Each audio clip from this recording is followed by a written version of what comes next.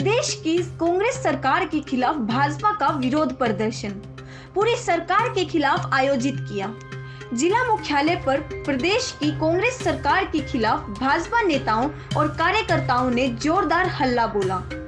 जनता के हित में प्रदेश सरकार की जन विरोधी नीतियों के विरोध में आयोजित विरोध प्रदर्शन पूरी सरकार के खिलाफ होते होते सरकार के एक विधायक पर आकर ठहर गई। भाजपा जिला अध्यक्ष, नगर परिषद सभापति और पूर्व जिला प्रमुख सरकार के खिलाफ हल्ला बोलते बोलते धर्म जाति जमीन को लेकर डूंगरपुर विधायक घोगरा पर कटाक्ष करते नजर आए और जनता के लिए पूरी सरकार के खिलाफ आयोजित यह प्रदर्शन सरकार के एक विधायक पर केंद्रित होकर रह गया। देखें राजस्थान के डूंगरपुर से सादिक अली की रिपोर्ट। राजस्थान की अशोक गहलोत की कांग्रेस की सरकार पिछले 2.5 साल से राजस्थान में अपना राज कर रही है और इस सरकार के इस 2.5 साल के कार्यकाल में राजस्थान का समाज का प्रत्येक वर्ग नाराज है। युवा नाराज है, बेरोजगारी भत्ता नहीं दिया, जिसने वादा किया था कि हम जैसे ही सत्ता में आएंगे सरकारी नौकरियां देंगे और अगर नौकरियां नहीं दे सके तो हम 3,500 रुपया बेरोजगारी भत्ता के रूप में देंगे। एक भी व्यक्ति को मेरे डूंगरपुर जिले में भत्ता नहीं मिल रहा है, इसलिए नाराजगी है। बिजली के बिल जो पिछले वर्ष से यूँ समझो कि आम जनता लॉकडाउन की वजह से परेशान है, दुखी है और सरकार बनाने के टाइम पे इन्होंने अपने घोषणा पत्र में कहा था हम 1 कोटि बिजली के बिल में वृद्धि नहीं करेंगे, टैक्स नहीं लगाएंगे। अभी जो बिजली के बिल आए पिछले समय में तो इतने बिल आए हैं कि आम उपभोक्ता इस बिजली का बिल भरने में असमर्थ है, दुखी है, परेशान है, अपना कनेक्शन काट रहे हैं, कटवा रहे हैं। ऐसे ही किसानों के कर्जे माफी की बात कही थी सरकार ने, ऐसे 1, 2, 3, 10 बोल करके 10वें दिन इनके राष्ट्रीय नेता ने कहा था कि सभी तरह के किसानों के कर्जे माफ कर देंगे। लेकिन मैं समझता हूँ ये 2.5 साल हो गए इस सरकार को अभी अपने मंत्री और विधायकों के आपस में निपटाने में लगे हुए हैं। इनको जनता का कोई सरोकार नहीं है, इसलिए ये भारतीय जनता पार्टी और भी कई मुद्दे हैं, लेकिन भारतीय जनता पार्टी इस समय में विपक्ष की भूमिका में है और सरकार को आगाह करने के लिए, चेताने के लिए, जो कुंभकर्ण निद्रा में सोई हुई है, तो ये कहने के लिए कि सरकार से जो जनता से जो वादे किए थे उसको पूरे करे, नहीं तो आने वाले समय में भारतीय जनता पार्टी सदन के अंदर तो कर ही रही विरोध, हमारे विधायक वगैरह सब नेता प्रतिपक्ष कर रहे हैं, लेकिन अब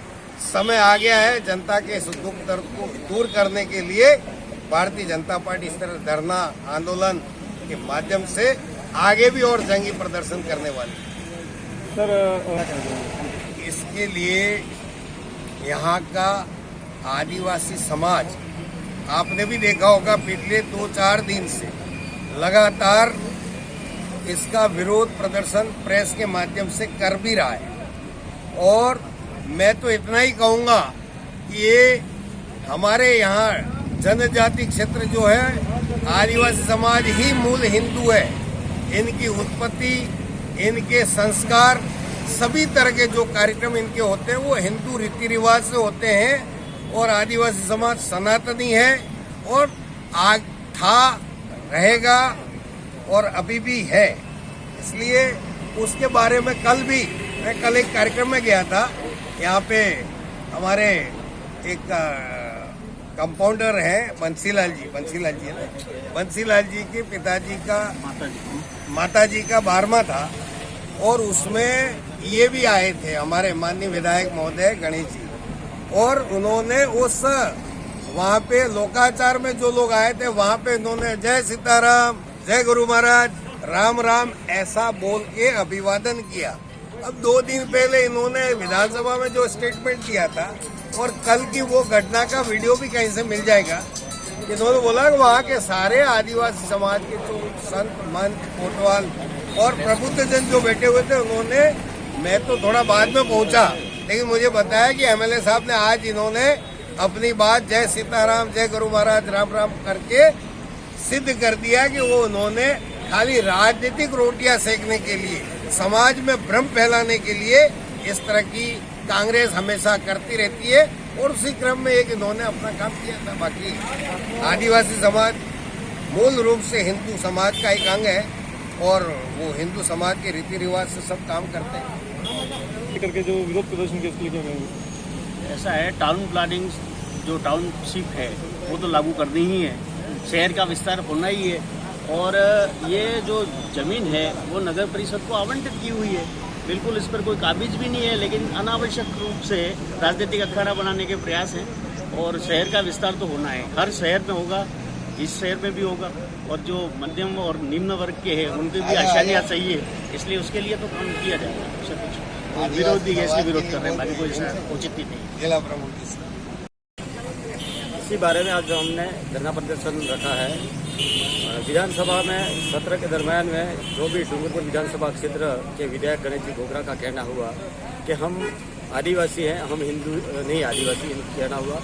पर हमारा कहना ये है कि कुछ समय के पहले ये प्रदेश अध्यक्ष बनकर आए, उस समय दरियाडी और छिकली के संभाव में इन्होंने संबोधित किया कि हम सनातन से समय से ही हम हिंदू धर्म है और हम हिंदू थे और हिंदू हैं और हिंदू रहेंगे, यूँ कहा था इन्होंने।